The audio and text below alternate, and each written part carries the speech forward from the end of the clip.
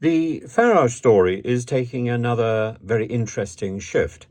And the Daily Mirror yesterday did a very interesting additional piece on Farage and the Coutts thing, and Farage's conclusion that actually, even though Coutts has outed him as being poor, the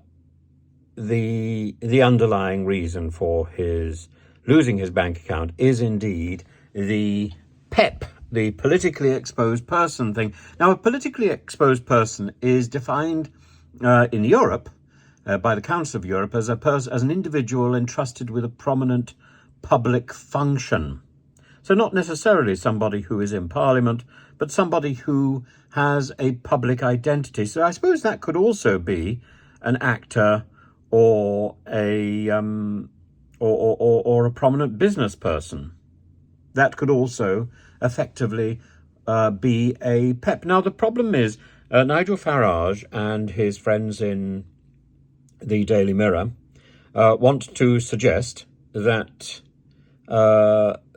this isn't European stitch-up.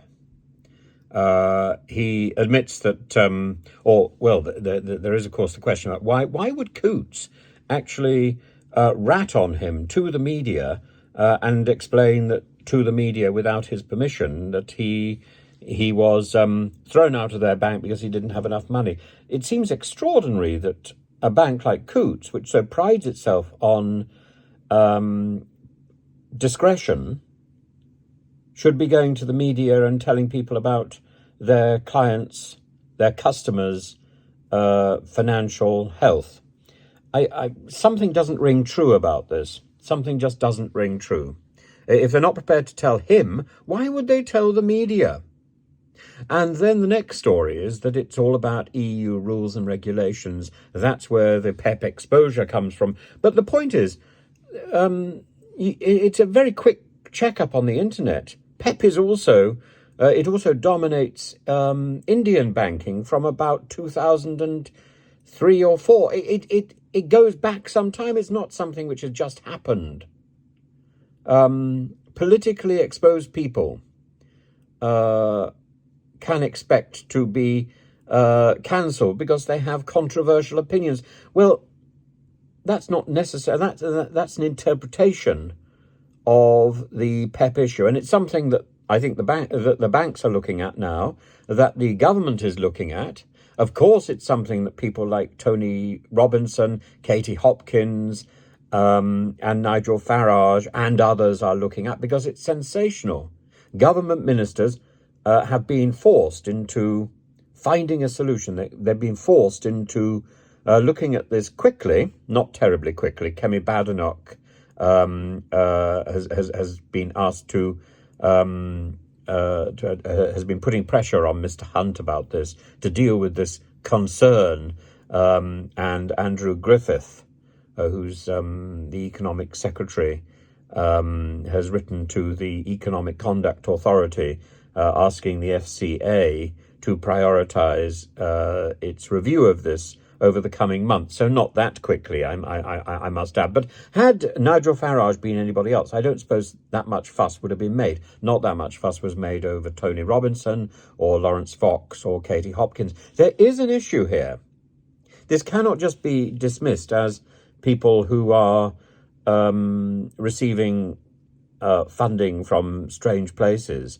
I don't think there's anything irregular about Lawrence Fox's banking behaviour, and I suspect there's not very much irregular with Nigel Farage's banking behaviour. But there is a lot in their views which I think banks might find unwelcome. I don't think that's a reason to remove them from their list of customers. Now, if they're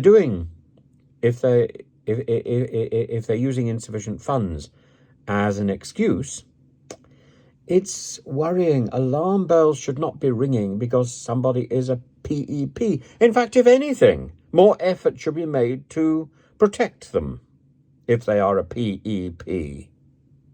Who else do you turn to for protection except to your bank? Surely, in the old days, if you had something of value, you would put it in your bank for protection. I can't think of any bank that I would trust to protect something of mine. I don't really even trust it with my money anymore. Oh my goodness, this is shocking, the way our country is degenerating. But the problem is, it's not just us.